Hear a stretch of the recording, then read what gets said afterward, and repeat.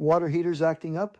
Can a water heater repair solve the problem, or is it time for a whole new tank? Here's the good news.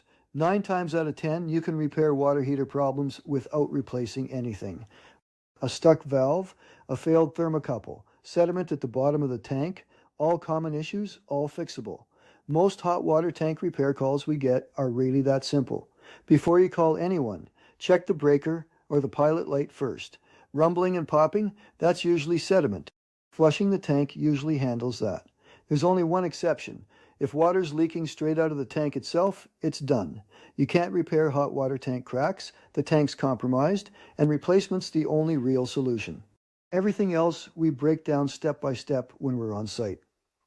What's a real water heater repair, and what problems actually show that it's time to replace it? If you do need help, then give Pioneer Plumbing a call at 604-872-4946 if you want a professional opinion.